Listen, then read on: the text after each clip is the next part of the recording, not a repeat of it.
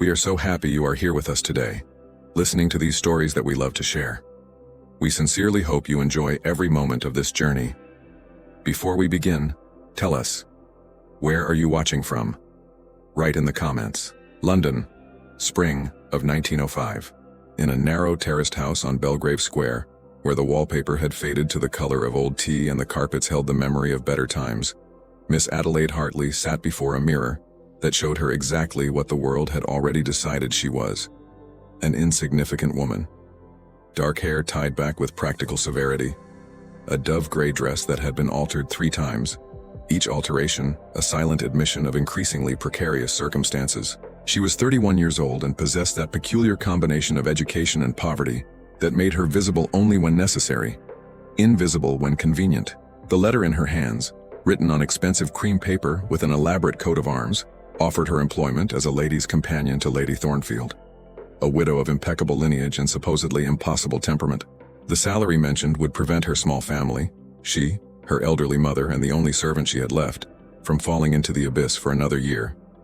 The job, described in clear, authoritative handwriting, demanded discretion, patience, and the ability to read aloud for long periods without becoming monotonous. It required her to be present, but not intrusive, helpful, but not intimate, educated enough to converse, but not so opinionated as to contradict. In short, it required her to be exactly what she had become over years of need: a shadow with enough substance to be useful. She thought of the women she had known in school, young women who had married, their lives now filled with children and business cards, living rooms and merino wool shawls. She thought of the future she had once imagined for herself, vague and golden, like light through a stained glass window, before her father's investments crumbled like a house built on sand, before tuberculosis took her younger sister, before the slow erosion of resources taught her to want less, expect less, be less. The clock on the mantelpiece ticked with the persistence of something that has nowhere else to be. Outside, carriages noisily transported people to important destinations. Adelaide folded the letter carefully and made her decision with the same practical resignation with which she had made all decisions in the last decade. Who among us has never felt the peculiar pain of being needed but not wanted, useful but not valued? Adelaide understood this arithmetic of existence with a clarity that would make philosophers weep. She knew that her education, French, German, reasonable Italian, competent command of the piano, extensive reading of history and literature, made her precisely suited for an occupation available to women of her class, who found themselves without resources, professional appendage to wealthier and more influential people. The interview was scheduled for the following Tuesday at Thornfield House in Mayfair. Adelaide planned her arrival with military precision. The black coat that made her look older and more serious, the sensible boots that suggested reliability, the small hat that proclaimed neither fashion nor poverty, but something secure between the two extremes. She would answer the questions with deference but not with servility. It would demonstrate competence without threatening superiority. It would be, in every sense, perfectly adequate. The most English of virtues, which in reality meant perfectly invisible. Her mother, upon hearing of the opportunity, clasped her hands in a relief so profound it bordered on religious fervor. "A lady's companion for Lady Thornfield, my dear, how lucky." Very lucky indeed. That night Adelaide practiced reading aloud, the history of the decline and fall of the Roman Empire. Her voice firm and pleasant, devoid of personal opinion or inflection. She practiced sitting very still, hands crossed, expression neutral and attentive. Lying in bed that night, listening to the house settle around her with its familiar creaks and sighs, Adelaide wondered if this was surrender or survival. Perhaps, she thought, sometimes they were the same thing, with different names depending on who told the story. But fate, as it often does, had something in store for Adelaide that would render all her meticulous preparation spectacularly insufficient. For Lady Thornfield, as Adelaide would discover, brought complications with her, the most significant being her grandson, Nathaniel Blackwood, heir to a considerable fortune and possessor of an arrogance so perfectly calibrated that it could cut through pretension like a knife through butter. He was, by all indications, everything Adelaide had learned to avoid: rich, handsome, utterly sure of his own importance, and completely uninterested in the thoughts or feelings of anyone who could be categorized as servants. But this revelation was yet to come, hidden in the folds of days yet to be lived, in conversations yet to be had, in glances yet to be exchanged. For now, Adelaide knew only what the letter told her. She had been summoned. She would go. She would serve. What else, she wondered, was there to know? The invisibility of women like Adelaide was not accidental, but architectural. She understood this the instant she crossed the service entrance of Thornfield House that first Tuesday morning. The entrance itself told a story. While the front door boasted polished brass fittings, a glittering display of wealth, this door was of simple wood, painted an institutional green, designed for ease of use without drawing attention. Mrs. Pemberton, the housekeeper, greeted her in a hallway that smelled of beeswax and barely disguised her judgment, her expression with that peculiar combination of suspicion and disdain reserved for those who occupied the nebulous space between servant and family. "You will find Lady Thornfield in the drawing room," she said, in a tone that suggested the information was given as a favor, not out of professional courtesy. "She expects punctuality, discretion, and deference at all times. You will take your meals separately, of course. Your room is on the 3rd floor, accessible only by the back staircase." Every detail was a brick in the wall that separated Adelaide from the people she would serve. A wall so familiar she could have built it from memory. Lady Thornfield revealed herself to be a woman whose face had been marked by disapproval for so long that any display of sympathy would require considerable muscular effort. She looked at Adelaide as one examines a fruit at the market, assessing its freshness, value, and likelihood of spoiling. "Do you read German?" she asked bluntly, as if conversation were a limited resource requiring strict rationing. Adelaide confirmed that she did. "Do you play the piano reasonably well?" Again, Adelaide agreed, noting the careful calibration of adequately, not enough to perform, just enough to provide background music for someone else's leisure. "And do you understand that your position here is one of service, not friendship?" This last question was posed with the sharp emphasis of someone who had perhaps employed ladies-in-waiting who did not understand their role. The interview concluded with instructions regarding schedule, expectations, and the importance of never, under any circumstances, offering unsolicited opinions. Adelaide would be ears, hands, and voice when needed, nothing more. A tool, not a person. Convenient, useful, and above all, forgettable. The room contained a narrow bed, a sink, a single chair, and a window overlooking a brick wall. A view of absolutely nothing, which seemed fitting. Her books, the few treasures she carried with her, seemed almost to apologize on the single shelf, their spines promising worlds larger than the one she now inhabited. Tomorrow she would begin her duties in earnest, reading aloud, writing correspondence, accompanying Lady Thornfield on carefully orchestrated walks through the park, where being seen was the sole purpose. She would become part of Lady Thornfield's life performance, a supporting actress whose lines consisted mainly of "Yes, madam," "Of course, madam," and "How insightful, madam." The role of the woman who becomes invisible, who transforms into furniture, who learns to breathe so silently that she even forgets she is there. But there were others in the house who saw Adelaide in ways she hadn't anticipated. The other servants regarded her with the cold assessment of people who understood hierarchies at the cellular level and needed to determine where this new element fit into their carefully balanced ecosystem. She was above them in education, below them in practical skills, beside them in economic precariousness. The maids observed her with the caution of people who, in certain contexts, should serve her and, in others, be served by her. The butler, Mr. Havisham, addressed her with an elaborate courtesy that somehow sounded condescending. Even the cook, Mrs. McIntyre, who commanded the kitchen with the absolute authority of a benevolent despot, seemed uncertain whether to offer Adelaide tea or wait for her to prepare it herself. This liminal existence, neither family, nor servant, nor guest, nor employee, demanded navigational skills that Adelaide had taken years to develop. It was an exhausting performance, this constant calibration of exactly how much of herself to show, how much to hide, where to position herself, when to speak, how to occupy the space without claiming it.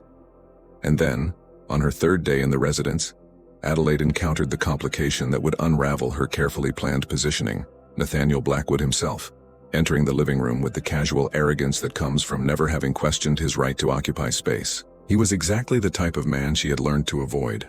Tall, self-assured, handsome in that typically English way that suggested good upbringing and better tailors, possessing the kind of confidence that comes from having all doors open before even reaching the doorknob. He looked at her with the same attention he would devote to a lamp or a stool, recognizing her presence without seeing her personality. "Grandma's new companion?" he asked, the question directed at the room rather than at Adelaide herself. When Adelaide confirmed her identity, he nodded with the satisfaction of someone ticking items off a list. "I trust you'll keep her entertained. She becomes unbearable when she's bored." And then he was gone, leaving behind the faint scent of an expensive perfume. Adelaide, standing in the space he had left, felt something stir in her chest. Not attraction, but something perhaps more dangerous.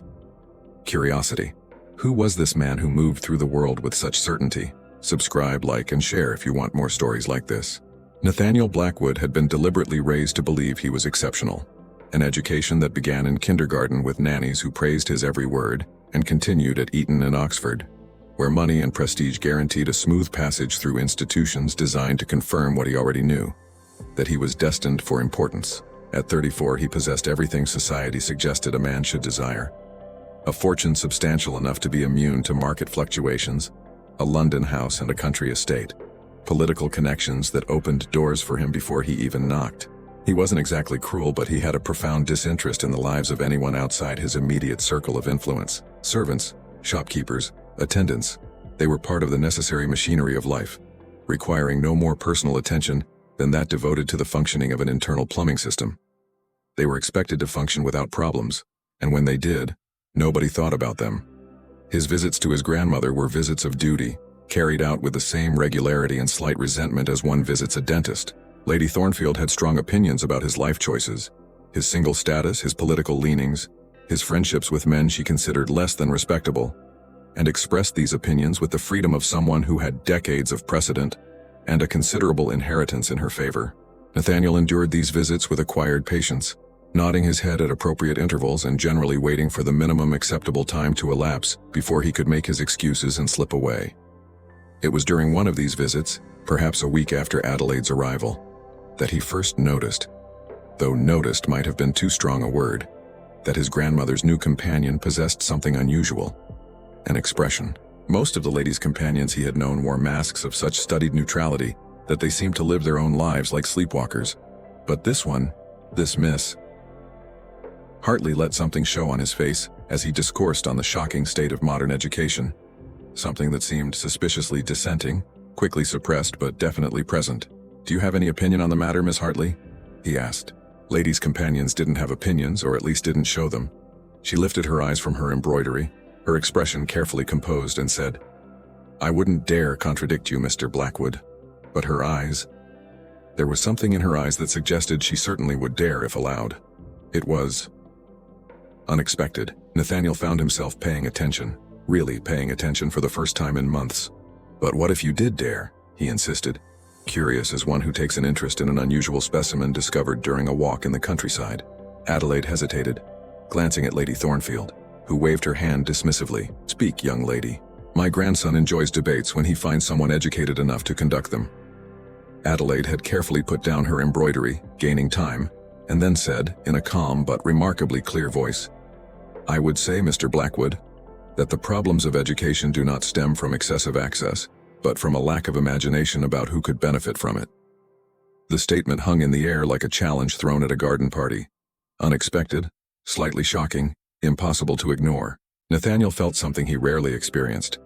Here was someone willing to disagree with him, and not in the performative manner of the men in his club, who argued for amusement without ever questioning fundamental assumptions. "Do you believe that education should be universal?" he asked in a tone that hinted at the absurdity of such an idea. "I believe," replied Adelaide, and he noticed that she chose her words with the precision of someone navigating a minefield, "that intelligence is not distributed according to bank balance, and that society wastes considerable human potential by failing to cultivate minds simply because they are in unsuitable bodies or were born into unfavorable circumstances." It was the most radical statement Nathaniel had ever heard in a formal drawing room, all the more remarkable for the calm tone in which it was uttered. Lady Thornfield observed the conversation with what could have been amusement, her penetrating and experienced eyes alternating between her grandson and his companion as if watching a particularly interesting play. Who among us has never felt the discomfort of having our certainties challenged by someone we had dismissed as irrelevant? Nathaniel experienced this discomfort as a physical sensation, a tightness in his chest, a warmth in his face that could be embarrassment or the first sign of intellectual excitement. This conversation with a woman who, by right, should have remained silent and merely decorative, seemed dangerous in a way he couldn't articulate. It challenged not only his opinions, but the entire structure that allowed him to hold and express them, while presuming hers to be irrelevant. "And you formed these revolutionary opinions through?" he asked, half mockingly, half genuinely curious. "Reading, Mr. Blackwood," Adelaide replied, and there was a slight touch of acidity in her tone. an indication that her condescension had been perceived and rejected. I understand that this activity is sometimes practiced even by those who are not members of exclusive clubs or invited to Parliament. Lady Thornfield gave a hearty laugh, a sharp laugh of amusement that suggested she was enjoying this far more than her usual afternoon entertainments. "That one's got guts," the lady remarked. It's about time someone reminded her that having money doesn't necessarily mean having good sense. Contrary to all logic, Nathaniel, after leaving that visit, found himself eager for the next, not to see his grandmother, but to continue that unexpected intellectual duel with his companion. It was absurd, really. Miss Hartley was nobody, nothing, a woman employed to read aloud and handle the mail. And yet, she had done something no one else had managed in years. She had made him question an assumption he didn't even know he was making. As his carriage traveled through the streets of London at dusk, Nathaniel wondered what other assumptions might be hidden in his life. It was a disturbing thought. Miss Adelaide Hartley, with her calm voice, unsettling eyes, and revolutionary opinions expressed in a drawing-room tone, had unwittingly become the most interesting person he had met in years. And Nathaniel, to his surprise and slight alarm, desperately wanted to know what else she thought, what else she would say if she could speak freely. The question was, could he afford to listen to her? For years, Adelaide had perfected the art of observation without participation. She perceived things that others did not see. The way a man's confidence crumbled when he thought no one was watching, the unspoken hierarchies that governed every interaction. Her mind had become a repository of human behavior, catalogued and analyzed with the precision of a naturalist studying species in their natural habitat. But she had learned to keep these observations to herself. Verbalizing them was dangerous. It revealed not only what she saw, but the fact that she was observing, that she possessed the intelligence to interpret and the audacity to judge. And judging, coming from someone like her, was considered at best presumptuous and at worst threatening. The powerful did not like to be studied by those whom they had rendered powerless. In the days following their first real conversation, Adelaide found herself in a state of heightened alertness, hyper-aware of every interaction, every glance, every moment. She shared the same space as Lady Thornfield's grandson. He had begun visiting her more frequently, a change his grandmother had noticed with arched eyebrows and knowing glances that Adelaide pretended not to see. "Nathaniel seems quite interested in political philosophy lately," Lady Thornfield observed one morning. "How lucky you are to be here to provide him with intellectual stimulation." The comment carried a biting implication, a reminder that Adelaide's position was precarious, that overstepping boundaries could have consequences. But there was also something more in the old woman's voice, a touch of approval, perhaps even conspiracy, as if she were amused to see her arrogant grandson forced to acknowledge intelligence in an unexpected package. The conversations, when they happened, developed a peculiar rhythm.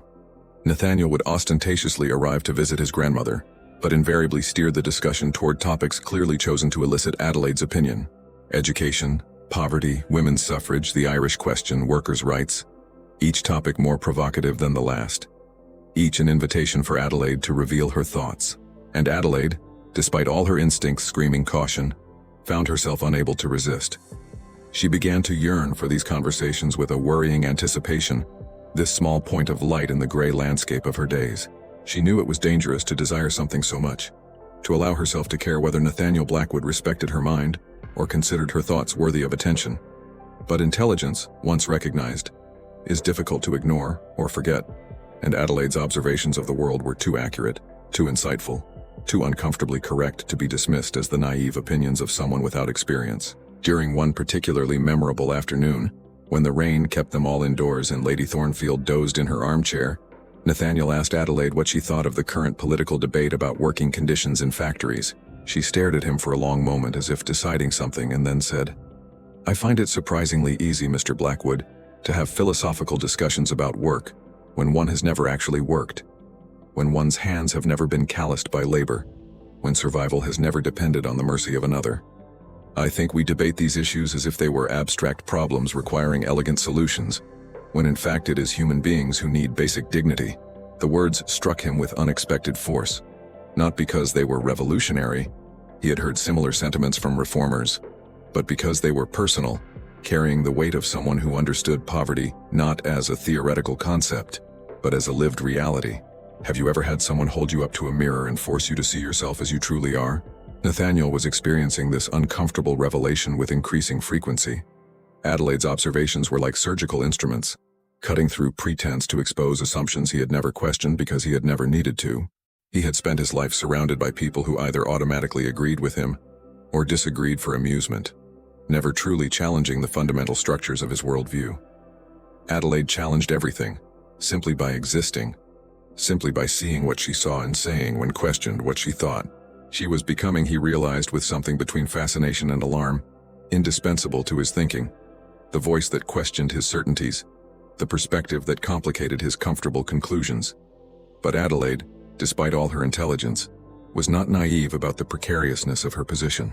She knew that Nathaniel's attention, however flattering, was also dangerous, not because she was foolish enough to confuse intellectual respect with romantic interest, but because others might make that assumption and act accordingly. She had already noticed the housekeeper's growing scrutiny, the way conversations ceased when she entered the servants' corridors. For now, she allowed herself to forget that none of it was real, that she was playing a role in someone else's story, that when the story ended, she would return to being exactly what she had always been. An insignificant woman, unnoticed by all, forgotten by all. But until then, till the inevitable end she could already see approaching, she would speak, think, and allow herself the dangerous luxury of being even briefly herself. The contempt had been mutual at first, though expressed in different nuances. Nathaniel's contempt was of the casual, unreflective kind that comes from never having to consider the humanity of those who serve us. Adelaide's contempt was more complex, forged by years of observing men like Nathaniel move through the world with the unconscious grace of people who had never encountered a locked door, whose opinions mattered by virtue of who expressed them, not what was said. He was everything she expected from a man of his class, charming when it suited him, indifferent when it didn't, absolutely convinced that the world existed primarily to confirm his assumptions about it. The fact that he was born with a silver spoon in his mouth rather than having earned his wealth seemed to occur to him as rarely as a fish questions the quality of the water. She didn't expect to like him, certainly not to respect him, but respect, like love, sometimes arrives uninvited.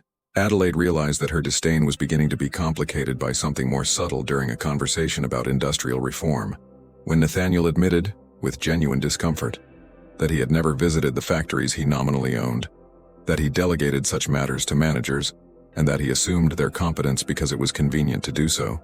"I suppose," he said slowly, as if the thought were forming as he spoke, "that I have been remarkably uninterested in the actual conditions that afford me comfort." It wasn't exactly an apology, but an acknowledgement. Adelaide, who had expected defensiveness or rejection, found herself revising her assessment. Perhaps, she thought, the man was capable of learning, not just acquiring information which any fool with money could do, but truly learning, which required the humility to admit ignorance and the courage to change. Disdain created distance. This new feeling, this reluctant recognition of potential, was far more dangerous. Nathaniel's disdain had begun to dissipate through a different mechanism. He had begun to truly listen to what Adelaide said, rather than how she said it, focusing on the content instead of the presumption inherent in a companion offering opinions. She spoke of poverty with the authority of someone who had lived it, of education with the passion of someone who understood it as liberation and not mere formality, of injustice with the precision of someone who had experienced it directly. When she disagreed with him, which happened frequently, it wasn't out of contradiction, but because she possessed genuinely different information, different perspectives on how to understand the world. He found himself seeking out these disagreements, eager to have his assumptions challenged, his certainties questioned. He realized with some surprise that this was the first time in years that a conversation had felt like a discovery, not a performance. Who hasn't discovered to their surprise that someone they had dismissed as irrelevant possessed unimaginable depths?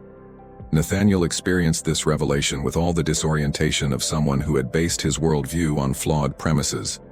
If Adelaide, the poor, socially invisible woman, could be so intelligent, so perceptive, so fundamentally equal or superior intellectually, what did that suggest about all his other assumptions? And what about the other people he had dismissed as insignificant, uninteresting, unworthy of attention? The questions were deeply uncomfortable and followed him from Thornfield House to his own home, invading his usually tranquil nights and making his comfortable life suddenly seem less comfortable. He found himself noticing things that had previously gone unnoticed. The way his servants moved through the house like ghosts, how the shop assistants avoided eye contact, how entire categories of people had learned to make themselves small and silent so as not to disturb the important people. He had become, against all expectations, conscious. And consciousness, he was discovering, was both a gift and a curse. Whereas before Nathaniel had addressed Adelaide with the polite disinterest one would show to any competent employee, now he spoke to her with something close to enthusiasm, as if she were an enigma he was determined to unravel. He asked her questions, real questions, not the rhetorical ones meant to display his own knowledge, and then listened attentively to her answers. He brought her books, ostensibly for Lady Thornfield, but clearly chosen with Adelaide's interests in mind. This attention should have made her uncomfortable. Instead, it made her feel seen in a way she hadn't felt since her father's death. She found herself speaking more freely, offering opinions even before being asked, occasionally even provoking him, gently, carefully, but still. The invisible wall between them, so carefully constructed by society and circumstances, was beginning to crumble. But with intimacy comes danger, and Adelaide was too experienced to confuse intellectual connection with real equality or security. His interest, however genuine it seemed, existed within a structure that allowed him to withdraw at any moment without consequence. To decide one day that this experiment of friendship between different social classes had come to an end, that it was becoming inconvenient, boring, or too familiar, she would have no recourse, no appeal, no power to oppose it. And yet, and here lay the foolish and dangerous part, Adelaide found herself wanting to believe that something real was happening, that they were building something that existed outside the usual hierarchies, that intelligence and respect could create the basis for a true friendship. She knew it wasn't quite like that, and she always had, but that didn't necessarily protect her from hope. And hope, in her experience, was the most dangerous feeling of all, the one that hurt the most when reality finally imposed itself. What would happen? What always happened? She simply tried to savor the temporary relief while it lasted, to memorize those moments of being seen, of mattering, before the inevitable return to invisibility. The question wasn't whether the relief would end, but what would remain of his heart when it did. Nathaniel had begun preparing for his visits to Thornfield House with a meticulousness he normally reserved for parliamentary debates or business meetings. Reading articles he thought might interest Adelaide, mentally rehearsing arguments he knew she would contest. It was absurd, really, this intellectual courtship with a woman who, technically, was an employee of his grandmother, whose salary he could afford without a second thought. And yet there he was, deeply concerned with what Miss Adelaide Hartley thought about industrial reform, about educational policy, about practically everything. Her mind had become essential to his own thinking. She made him sharper, more lucid, more honest. He didn't know how much he needed that until he found it. Their conversations evolved beyond the formal structure of a debate, becoming something more fluid, more collaborative, a genuine exchange where ideas built upon ideas, where they completed each other's sentences or interrupted with sudden insights. Adelaide had stopped censoring herself so carefully, allowing her natural eloquence to emerge from behind the mask of deference she wore with others. When she discussed with Nathaniel, there was passion in her voice, animation on her face, a vivacity that transformed her from an invisible companion into a fully present human being. Lady Thornfield observed these exchanges with the satisfied expression of someone who had orchestrated something intelligent, although Adelaide couldn't determine if she had actually planned that outcome or if she was simply taking advantage of a happy coincidence. Have you ever noticed how the best conversations seem more like a collaboration, more like a discovery? Adelaide and Nathaniel had stumbled upon that rare territory where conversation transforms into creation, where two minds working together produce insights that neither could achieve alone. Without realizing it, they became intellectual partners, she challenging his comfortable assumptions, he giving her access to power structures she could only observe from the outside. During one memorable afternoon, they spent 3 hours discussing the ethics of inherited wealth, a topic that should have been awkward, but which instead became such a nuanced and honest exploration that Adelaide almost forgot she was discussing the very system that employed her. Nathaniel didn't defend his position with the usual cliches about accountability and stewardship, but engaged with her criticisms, acknowledging the fundamental arbitrariness of a system that gave him everything and her nothing, based purely on the luck of birth. "You realize," said Adelaide, "that you're essentially arguing against your own interests." Nathaniel smiled at this. "Perhaps I'm arguing for a different interest, the interest of living in a just society rather than simply a comfortable one." "Your logic is quite persuasive, Miss Hartley." Inconveniently persuasive. The admission created a moment of silence between them, the acknowledgement of something shifting, transforming. Adelaide felt her heart stir in a complex way. Not exactly hope, not exactly fear, but an alchemical combination of both. She knew she should step back, should remember her place. But knowing what to do and actually doing it had become increasingly divergent paths. Instead, she smiled back and said, "I've always found justice more interesting than comfort, Mr. Blackwood. Though perhaps that's easier said than done when one's never had much comfort." The subtle irony in her tone made him laugh, a genuine, spontaneous, and warm laugh. When Nathaniel spoke of political matters, he automatically considered how Adelaide would respond, what questions she would ask, what assumptions she would challenge. When Adelaide read the newspaper, which Lady Thornfield now provided her daily, a small but significant change, she found herself mentally debating with Nathaniel, formulating arguments she would present the next time he visited. He had become, without either of them explicitly acknowledging it, the most important person in her intellectual life, perhaps in her entire life. This was dangerous territory, Adelaide knew. But it was also exhilarating, this feeling of being treated as an equal, of having her thoughts valued not despite her circumstances, but almost in defiance of them. For a few hours a week in Lady Thornfield's drawing room, Adelaide was not a lady's companion. She was simply Adelaide, one mind in dialogue with another mind, one person interacting with another person. But even as their intellectual intimacy deepened, Adelaide and Nathaniel carefully kept within certain boundaries, never allowing the conversation to stray into the territory of feelings. They spoke of the structures of society, but not of their own relationship. They debated class ethics, but avoided examining their own positions within it. They discussed love and marriage in abstract terms, but never in personal terms. This careful avoidance was, in itself, a kind of honesty.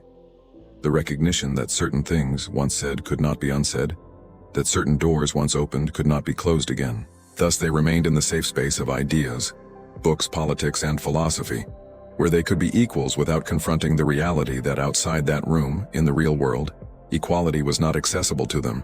Adelaide, late at night lying in her small room staring at the brick wall, allowed herself to imagine what it would be like if the world were different, if circumstances were other, if two people who had discovered that their minds were in tune could also explore whether their hearts would fit together. It was a dangerous indulgence, this imagination. But she allowed herself anyway, in the privacy of the darkness, where no one could see or judge her. Tomorrow she would be sensible again. Tonight, just for tonight, she allowed herself to imagine. Subscribe, like, and share if you want more stories like this.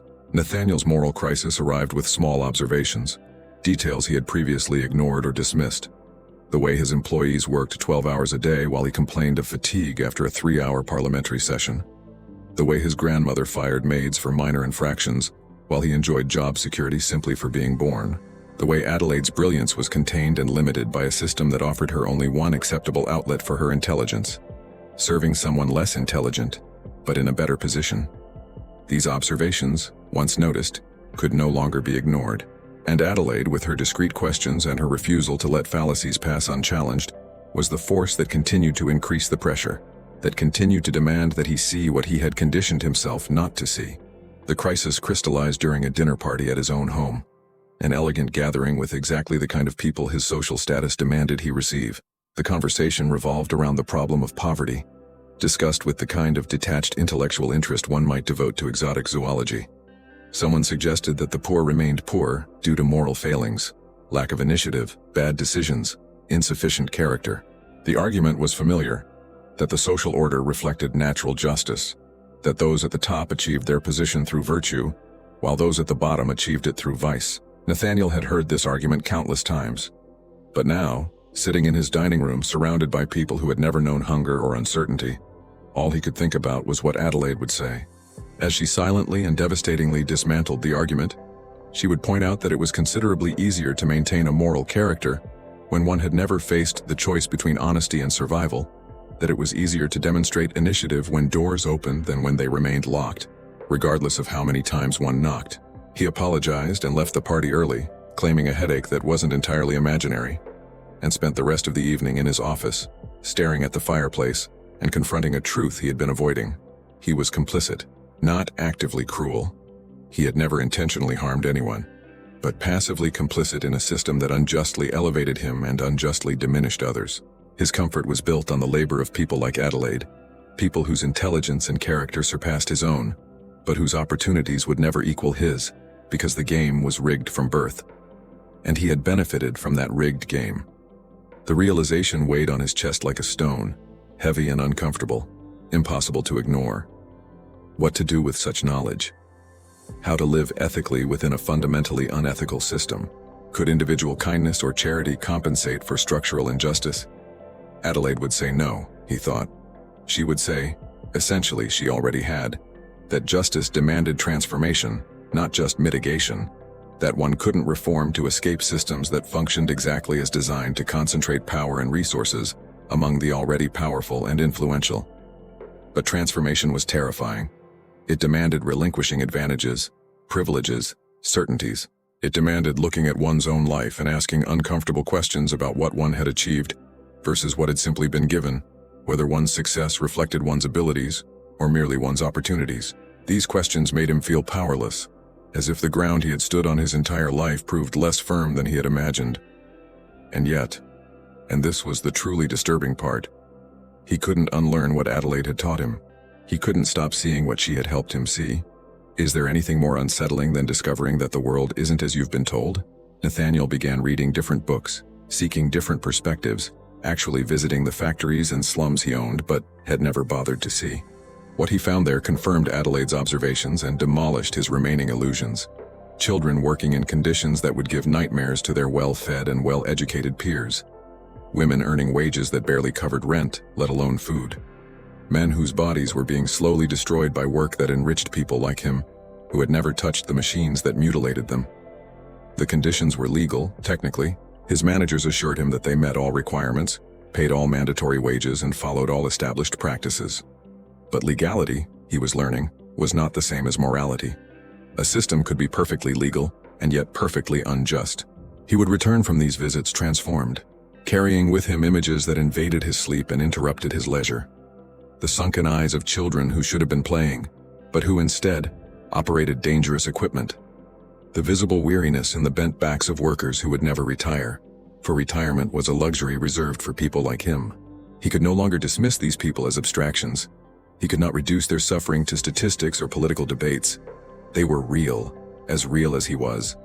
The knowledge was unbearable, and yet it had to be endured, for ignorance was no longer possible for him because Adelaide had opened his eyes and his conscience, and there was no way to close them again. The only question was what he would do with this knowledge. Nathaniel had spent weeks reflecting on a truth he wasn't yet ready to articulate. Adelaide Hartley, his grandmother's lady's companion, a woman without fortune, position, or social influence, possessed a worth that had nothing to do with the criteria by which society measured value, and everything to do with qualities that society consistently failed to recognize or reward. Intelligence, yes, that they had perceived early on, but also integrity, courage, humor, a genuine and sincere kindness, the capacity to feel joy despite the circumstances. She was one of the best people he had ever known, and society had decided that she was nobody, nothing, worthy only of serving those demonstrably less worthy than herself. Nathaniel found himself in the uncomfortable position of having awakened to injustice, while remaining embedded in structures of privilege he couldn't simply abandon without consequences. He couldn't make Adelaide his social equal through sheer willpower.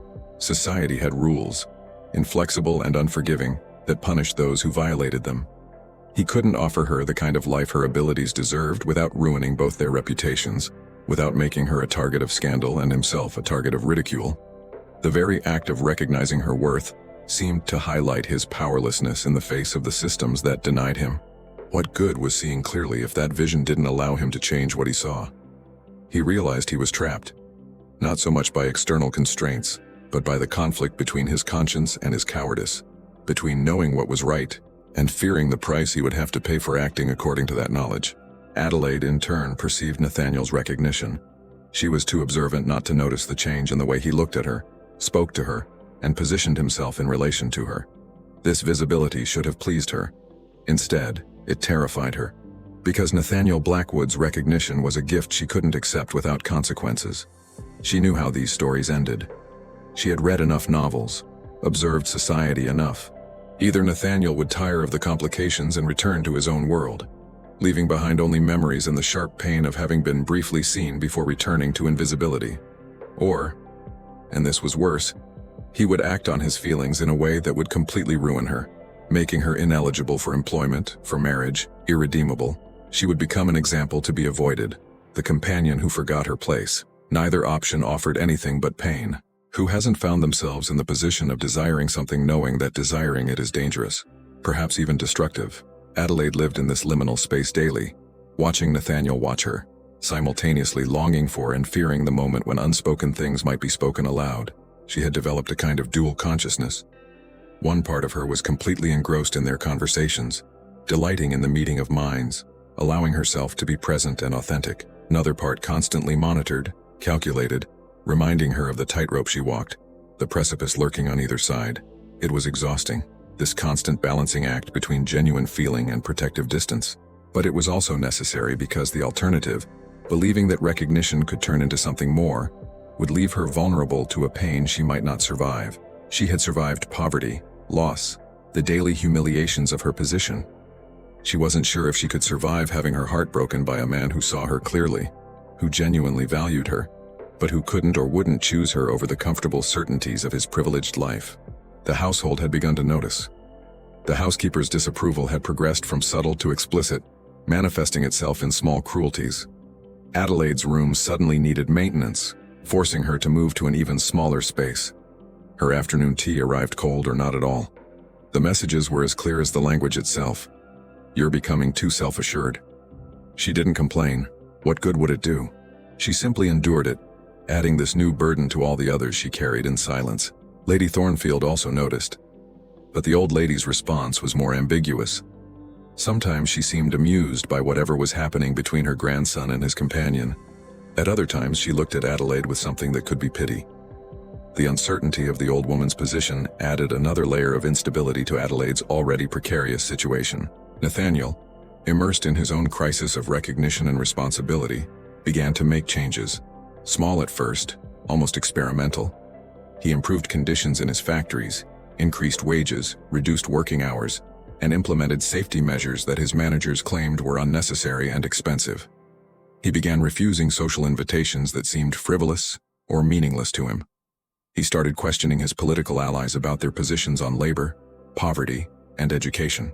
These changes were noticed, commented on, and met with a mixture of perplexity and disapproval by his peers. "Blackwood has become strange," they said at the club. "Soon he'll be marching with the suffragettes." The scorn no longer bothered him as much as before, perhaps because he had found something more valuable than social approval, a standard by which to measure himself, a mirror that reflected not what he was born to be, but what he could choose to become. That mirror was Adelaide, and increasingly, he cared more about her respect than the approval of people who never questioned their own assumptions. Nathaniel was beginning to understand the enormous distance between recognition and action, between seeing Adelaide's worth and honoring it in ways that would truly change his circumstances. Nathaniel Blackwood was expected to marry someone of his own social class, a woman of fortune or family name, preferably both. Someone who could move through society with ease, whose presence would enrich rather than complicate his social and political ambitions. His grandmother had made this expectation explicit on numerous occasions, parading potential suitors around the living room like horses at an auction, making it clear that his celibacy was becoming a problem. These expectations were not malicious. They were simply how things worked, the social machinery that had operated smoothly for centuries, ensuring that wealth stayed with wealth, power with power, privilege with privilege. To challenge these expectations was to risk everything: social standing, family approval, career advancement, the comfortable certainty of belonging to a tribe that would protect and promote him as long as he followed the rules. Adelaide represented the very embodiment of rebellion, not through any fault of her own, but simply by existing as she was, by being someone Nathaniel respected and valued and, increasingly, without whom he could not imagine his life. Choosing her would mean going against all conventions. It would mean scandal, social exile, the kind of gossip that had haunted families for generations. It would mean facing the wrath of his grandmother, the scorn of his peers, the condemnation of society. It would mean explaining to everyone he knew why he was giving up all his advantages for a woman without fortune, without family, without social standing. A woman who until recently had been essentially invisible to the very world he was asking to accept her. And how could he explain it? How could he make people understand that Adelaide's intelligence was more valuable than any dowry, that her integrity meant more than any family tie? He couldn't explain it, not in terms they would accept. They would consider him mad, or worse, think he had been seduced by an ambitious social climber who had manipulated him to win his affection. They would pity him, treat him condescendingly, perhaps forgive him if he regained his senses. But they would never understand him.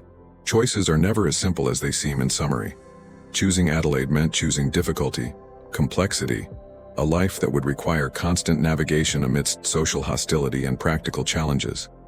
It meant seeing her snubbed, excluded, diminished by people who would judge her for having the audacity to marry someone of a higher social class.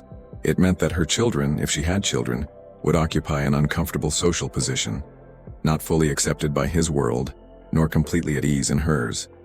It meant financial security, but also social precariousness, love, but also isolation, happiness bought at the price of belonging. Could he ask Adelaide to accept this?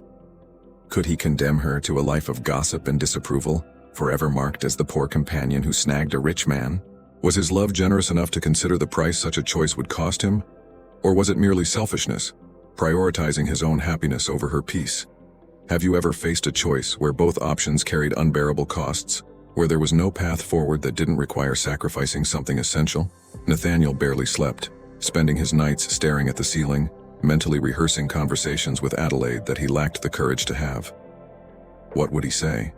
I love you, but loving you will make our lives more difficult. I recognize your worth, but society will never recognize it. And I'm asking you to accept a lifetime of being undervalued. Marry me and resign yourself to being judged forever as the woman who married for money, even knowing that you would be giving up much more than you would gain. Each statement sounded presumptuous or insulting, assuming feelings on her part that she had never expressed, offering a future that perhaps did not correspond to her desires, even if social conventions were not an obstacle. Perhaps she didn't love him. Perhaps she valued the intellectual friendship between them but had no romantic feelings. Perhaps he was about to make a fool of himself, projecting his own emotions onto a woman who was simply being professionally agreeable, intellectually engaged, nothing more. But there were moments, small yet impossible to forget, when he caught her looking at him with an expression that suggested her feelings weren't entirely professional. Moments when their hands brushed as they reached for the same book, and she recoiled as if she'd been burned, as if the touch were dangerous. Moments when silence settled between them with a significant weight, laden with words neither dared utter. Moments when her voice softened when speaking to him, when her smile became something intimate and genuine, instead of the careful, pleasant mask she wore with others. These moments weren't proof, they were almost hints, but they were enough to keep hope alive. Adelaide, for her part, conducted her own internal debate, her own impossible calculation. She knew, with the lucid realism that poverty teaches, that she shouldn't desire what she desired, she shouldn't expect what she expected. She should keep her distance, protect herself, accept that some futures weren't available, however much one might desire them. She knew this, and yet knowing did not prevent the desire, did not silence the small insistent voice that whispered, what if, what if, what if? The crisis arrived, as it often does, not through a dramatic confrontation, but through a silent build-up. Lady Thornfield, who had observed the situation unfold with the keen attention of someone who had not survived 80 years of isolation, finally intervened. She summoned Nathaniel for a private audience, dismissing Adelaide with instructions to take the afternoon off, a kindness so unusual it seemed sinister. When they were alone, the old lady cast her grandson a look that had probably deceived him in childhood and had lost none of its power in the following decades. You are in love with her, she said, a statement, not a question. Nathaniel, who had been preparing negative answers, realized he could not express them, could not lie to this woman who had known him forever. Yes, he said simply. So, what are you waiting for? Lady Thornfield asked, with the exasperation of someone who thought the answer obvious. Permission? You're a grown man with your own fortune. Marry the girl if you want. Or not. But stop this pathetic hesitation. It's undignified. Nathaniel stared at his grandmother, stunned by her pragmatic tone, her apparent approval of what should have horrified her. You don't object? He managed to say. The old woman snorted. Object? My dear boy, I hired you precisely expecting this to happen. You needed someone who could see beyond your money and see what might be worth enjoying. Someone with enough common sense to stop you from becoming just another useless aristocrat, concerned only with pleasure and position. Adelaide has more personality in her little finger than most of the material possessions in your social circle combined. If you're foolish enough not to recognize that, then you deserve any frivolous socialite your friends try to push on you. The words fell like stones on calm waters, creating ripples that spread far beyond the immediate impact. The permission, coming from such an unlikely source, completely altered the calculations. The union finally happened. Nathaniel didn't propose to Adelaide in a living room, at a ball, or anywhere protocol might have suggested. He proposed during one of their usual afternoon conversations, interrupting Adelaide mid-sentence about educational reform to say, without any of the eloquence he had rehearsed, "Marry me." Just that. Adelaide froze, her expression oscillating between shock, disbelief, fear, and something that might have been hope, before settling into caution. "You can't be serious," she said, and there was pain in her voice, as if he had offered something cruel disguised as kindness. "You know what a marriage like this would mean for you, for both of us. The scandal, the disapproval, I know," Nathaniel interrupted gently. "I haven't thought about anything else for weeks. I know exactly what I'm asking for and the price it will cost me. And I'm asking anyway. Continuing to live within the conventions has become unbearable. I have no fortune," Adelaide said, her voice firm but her hands trembling slightly. "No name worthy of mention. No social connections that would benefit you. I would only bring complications. You would bring me yourself," Nathaniel replied. "Which is all I truly want and nothing that society thinks I should value. You would bring intelligence, integrity, courage, the ability to see clearly, to think independently and to refuse convenient lies. You would bring the kind of companionship I have never found in my own social circle and suspect I never will. Yes, it will be difficult. Yes, we will face opposition, gossip, and all the petty cruelties that society inflicts on those who violate its rules. But Adelaide," and here his voice softened to an almost pleading tone, "I would rather face the difficulties with you than the ease with anyone else. I would rather be happy than comfortable. And you make me happy. You make me better. You make me want to be worthy of the respect I see in your eyes when you look at me." The words hung between them, raw and honest, devoid of the elaborate courtesy that usually governs such conversations. Adelaide felt tears welling up, but refused to let them fall. Refused to turn that moment into a matter of emotion when it demanded so much clarity of thought. "You would be giving up so much," she whispered. "Your social standing, your family's approval, the ease of navigating a world made for people like you. Are you sure, absolutely sure, that you won't come to resent me for it? That in a few years, when the doors close, the invitations cease, and the people who once courted your attention now ignore you in the street? You won't wish you had chosen differently?" It was the most vulnerable question she had ever asked, the one that exposed her deepest fear. Not that he loved her now, but that perhaps he didn't love her enough to sustain them in the face of the consequences of that love. Nathaniel moved closer, holding her hands in his. The first time he had touched her beyond the accidental brushing of fingers, the first time he had claimed the right to physical closeness. "I'm sure," he said, "that every choice brings with it regret for the paths not taken. But I'm also sure that the regret of not having chosen you would consume me in ways that social disapproval never could. I'd rather risk your fear than live with my cowardice. Marry me, Adelaide. Not because it's easy, sensible, or what anyone expects, but because when I imagine my future, you're the only person I see clearly. Everything else is negotiable. You are not." How could she react to being chosen so deliberately, so completely against all logic and convention? Adelaide, who had spent years learning not to desire anything, not to expect anything, to protect herself through the careful management of desire, saw all her defenses crumble before Nathaniel's firm gaze, his warm hands enveloping hers, his presence so absolutely focused on her that the whole world seemed to shrink to that moment, to that choice, to that impossible possibility offered without reservations or hesitation. She thought of all the reasons to say no, and there were many, practical, emotional, and social. She thought of the life she would be choosing, difficult, complicated, marked by gossip and exclusion, and the constant weight of being judged, considered inadequate, discussed as a cautionary tale instead of celebrated as a romantic triumph. She thought of the pain that might await them, the challenges they couldn't foresee, the ways in which love might prove insufficient in the face of a society designed to keep people like them apart. And then she thought of the alternative, returning to invisibility, to safety, to the careful management of solitude disguised as independence. The thought of seeing Nathaniel marry someone suitable, someone who fit the categories society had prepared for him, someone who would never challenge him, know him, or value him as Adelaide did. The thought was unbearable, physically painful, impossible to contemplate without feeling something break inside her chest.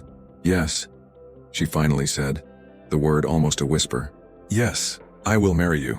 God help us. Although I reserve the right to remind you of this conversation when society proves even worse than we are anticipating."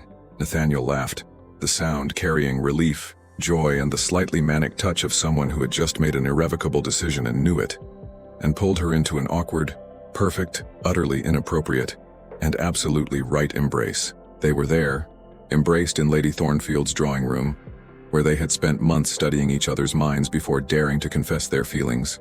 For a moment, the world's opinion mattered less than the fact that they had chosen the deliberate selection of each other against all wisdom, convention, and comforting certainty. It was, Adelaide thought with an almost mystical clarity, the first truly free choice she had made in years. Free not because it was easy or safe, but because it was entirely her own, made with full knowledge of the consequences, chosen not out of necessity but out of desire. This freedom was terrifying and exhilarating in equal measure.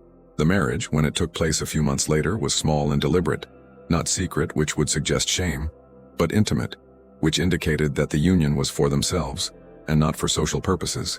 Lady Thornfield attended with evident satisfaction, seemingly determined to take credit for the outcome for having orchestrated her grandson's happiness. The guest list was select. A few of Nathaniel's friends who had demonstrated an ability to see beyond conventions, a handful of Adelaide's former schoolmates who had kept in touch despite differing circumstances, and notably some workers from Nathaniel's factories included at Adelaide's insistence because, as she pointed out, their work had made the marriage possible, and they deserved recognition for it. The inclusion scandalized the few socialites who had been invited, but Adelaide realized she cared very little about the scandal. She had spent too many years looking after the comfort of others to prioritize it over her own values now. The ceremony was simple, the vows traditional, but the meaning was entirely theirs. A commitment made not because society expected it or because families arranged it, but because two people who had learned to see clearly looked at each other and deliberately chose, aware of the complications they were choosing. Their future, as they began together, was uncertain in every aspect that mattered to society, and certain in every aspect that mattered to them. They would face opposition, that was guaranteed. Doors would close, invitations would cease, the comforting certainties of social acceptance would be taken away. But they would also have something rare and valuable, a partnership built on mutual respect, genuine affection, shared values, and complementary strengths. Adelaide would never completely escape being referred to as that woman who married Blackwood, would never completely rid herself of whispers about calculation and social climbing, would never fully shake off the invisible mark of having come from nothing and arrived somewhere through marriage, not birth. But she would also never again be invisible, never again have to diminish herself to conform to expectations, never again have to wonder if she mattered to anyone beyond her usefulness. Nathaniel would lose some friends, some of his social ease, some of the automatic deference his position had previously afforded him, but he would gain something he didn't even know he lacked until he found it. A partner who saw him clearly, who valued him for who he was, and not for what he represented, who made him want to be better than the person privilege and circumstances had molded him into. And so they moved forward towards their unlikely union, defying all conventions and comfortable certainties, choosing difficulty and authenticity over ease and performance, building something new from the ruins of expectations they had learned to question, and finally, discard. What do you think happens next in their story? Should they have fought harder against society's judgment, or was their quiet rebellion the stronger choice? Share your thoughts in the comments below.